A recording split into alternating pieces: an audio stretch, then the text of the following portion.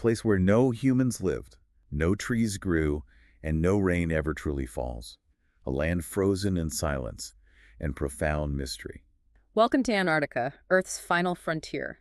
What we see is ice, but what lies beneath? Now, it could rewrite everything we know. Today, on the deep dive, we're embarking on really an incredible journey into the hidden world beneath the southern ice. We've looked at the science, the history, even some of the, let's say, wilder theories out there. Our mission is to explore its amazing history, the cutting-edge science revealing its secrets, and yes, even the myths that still cling to this enigmatic continent.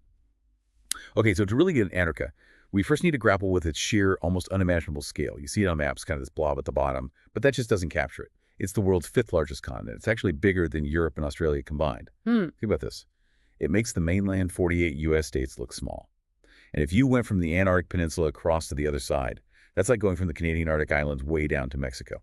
It's just vast. It really is. And what's fascinating is just how extreme and formidable it is, despite that size. Over 98% of it is covered in ice, which makes it Earth's largest desert, ironically. Right, a desert of ice. Exactly. And that ice sheet averages over 2 kilometers thick. But in some places, it goes down almost 5 kilometers. That's like stacking, what, 6 Burj Khalifas? Wow. It holds something like 61% of all the fresh water on Earth. 61%. Yeah. And just think, if all that melted, I mean, global sea levels could rise maybe 60 meters. That's about 197 feet. You're talking catastrophe for places like Florida. Much of the U.S. Gulf and East Coast just gone. Unbelievable. And then there's the cold. It's famous for fierce winds, and it holds the record for the coldest temperature ever recorded on the surface, minus 89.4 degrees Celsius. Just brutal. It's the only continent humans never settled. Maybe, maybe it just didn't want us there.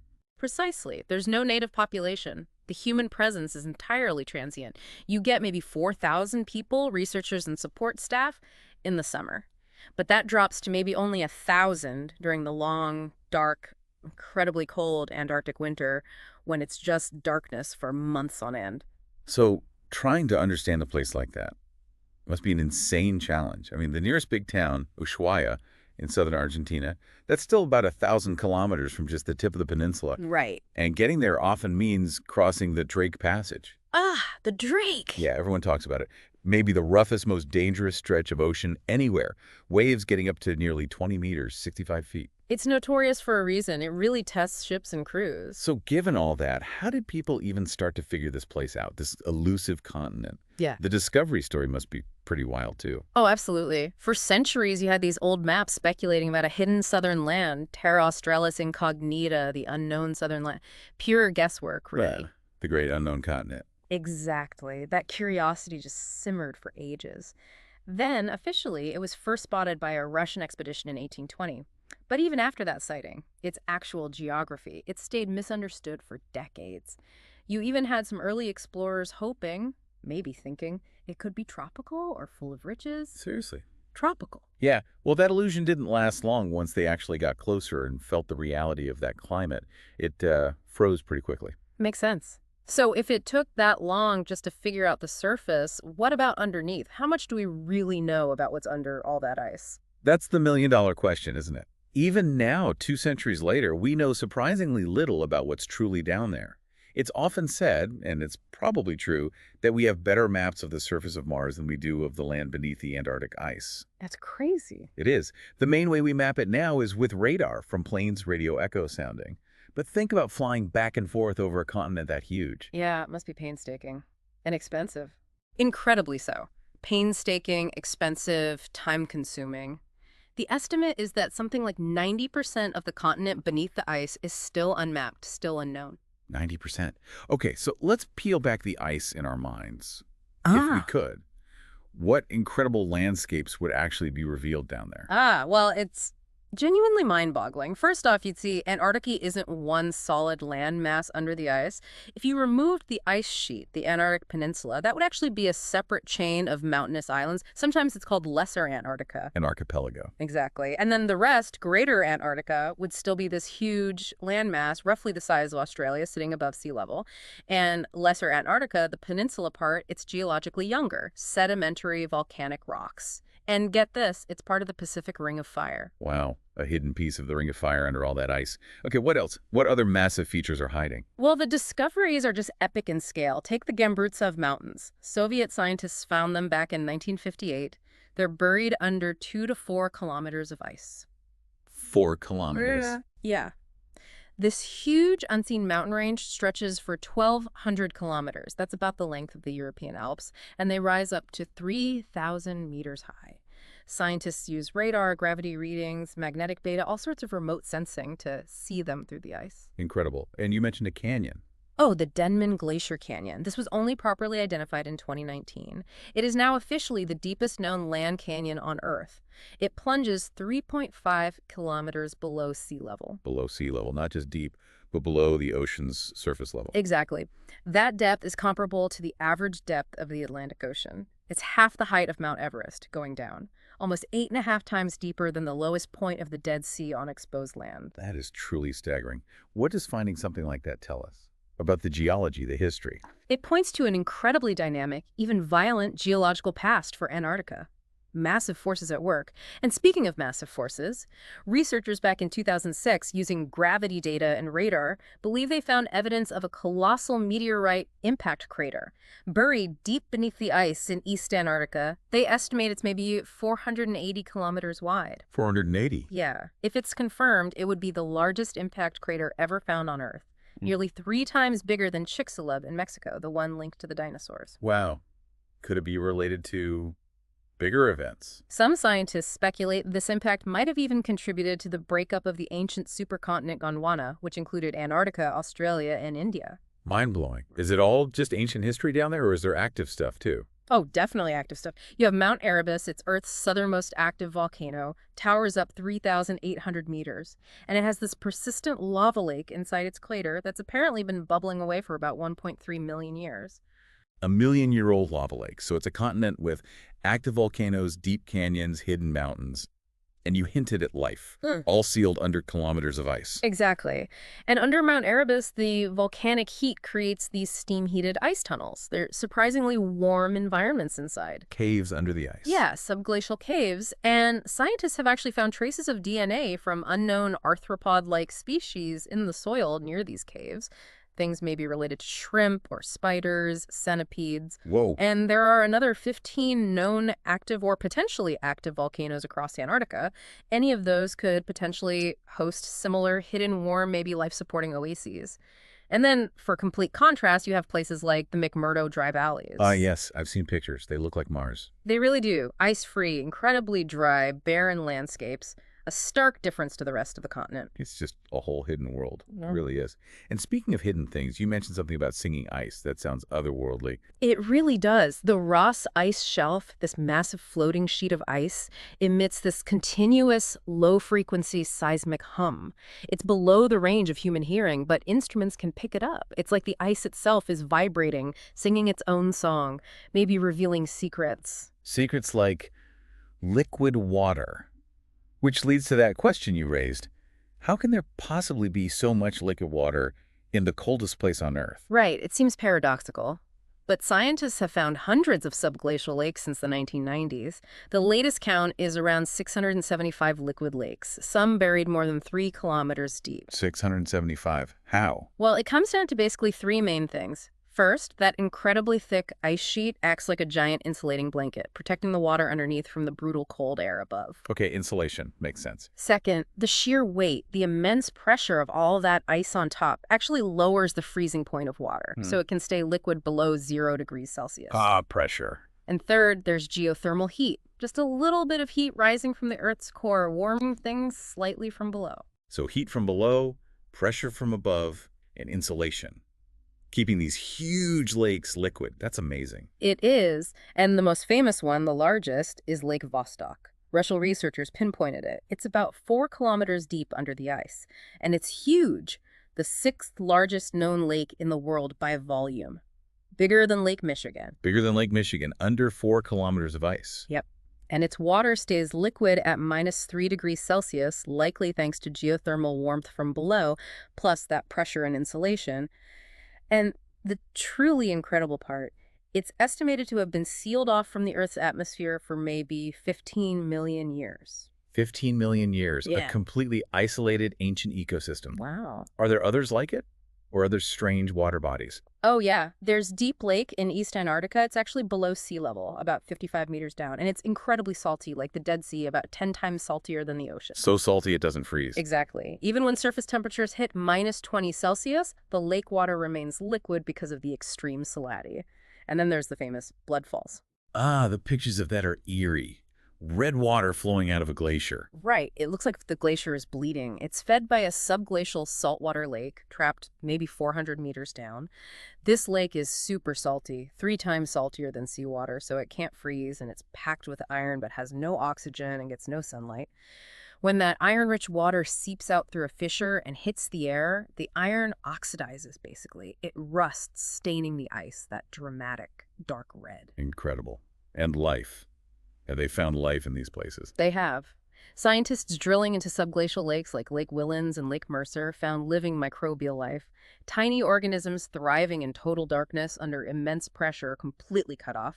And elsewhere in the deep Antarctic waters, they found shrimp-like creatures and other crustaceans showing what they call polar gigantism, growing huge, sometimes over 20 centimeters long. Giant shrimp in the dark depths. It's like Earth's deepest secrets are literally hunting beneath the surface there. Revealing life and water where we absolutely least expected it, it just fundamentally changes how we think about the limits of life. Okay, so moving from these hidden natural worlds to the human world overlaying it, the politics. How does that even work? Who actually owns Antarctica? Yeah, that's another unique aspect. The simple answer is no single country owns it. Now, 7 nations do have historical territorial claims: Argentina, Australia, Chile, France, New Zealand, Norway, and the UK. But those claims aren't really recognized universally. well, they're sort of paused. What governs the continent is this really remarkable international agreement, the Antarctic Treaty.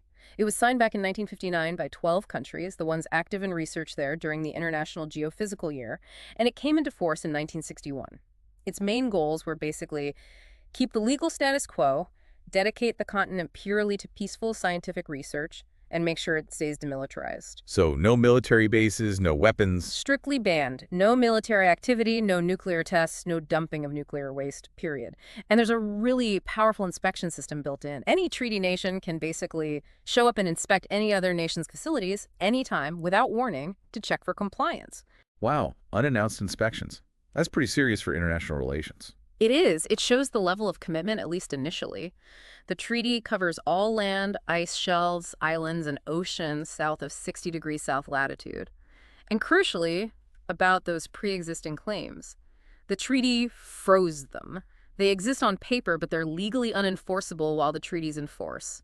Though, interestingly, the U.S. and the Soviet Union, now Russia, reserve the right to make their own claims later if they wanted to. Ah, okay. Hedging their bets. Maybe. And another huge point, the treaty system, specifically a later protocol, explicitly forbids any mineral resource prospecting or harvesting. No mining, no drilling allowed, except for scientific research. That's massive. No resource exploitation. Right. As of 2023, there are 56 countries signed on to the treaty system, and 55 of them operate research stations down there. Any country can join and set up a research base. Doesn't matter whose claim zone it's technically in. So what does this look like on the ground? All these different countries working side by side. It means dozens of active research stations scattered across the continent, often within zones theoretically claimed by someone else. It fosters a lot of international scientific collaboration.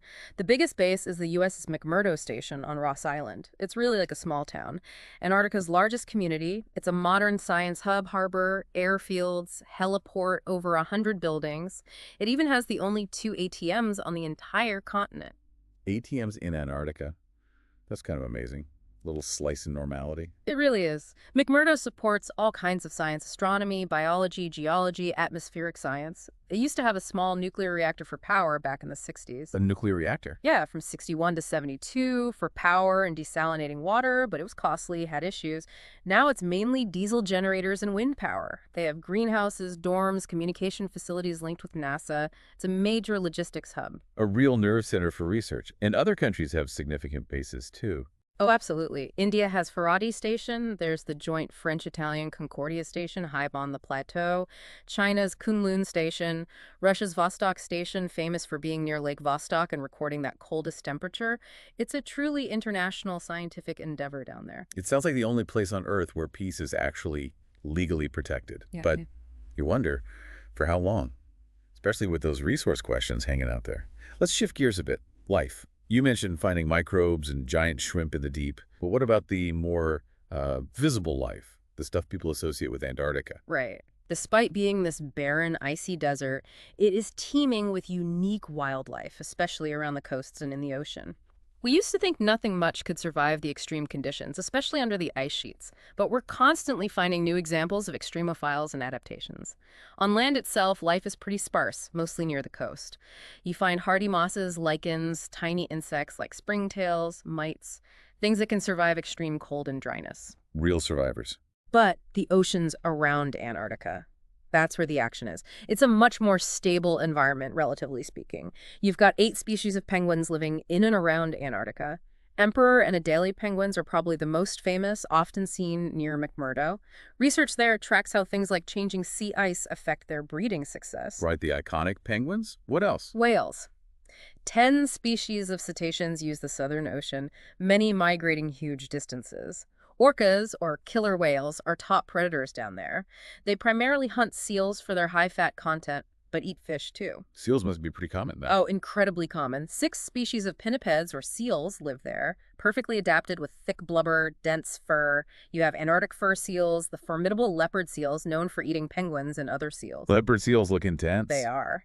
Then Ross seals, southern elephant seals the biggest. Males can be over 6 meters long and weigh 4,000 kilos. Carabeater seals, despite the name, they mostly eat krill, are possibly one of the most numerous large mammals on the planet, maybe 15 million of them. And Weddell seals, the most southerly mammal living further south than any other. Those 4 species that rely on sea ice, they make up about half the entire biomass of all seals on Earth. Half the world's seals. Yeah. Just those 4 Antarctic species. Yeah. They hunt underwater, but spend a lot of time on the ice or land because, importantly, they have no natural predators on land. Ah, that makes sense. Safe haven. And underpinning so much of this ecosystem is krill. Tiny little shrimp-like crustaceans, only about 2 inches long. They eat phytoplankton, the microscopic plants that use sunlight, and then everything else eats the krill.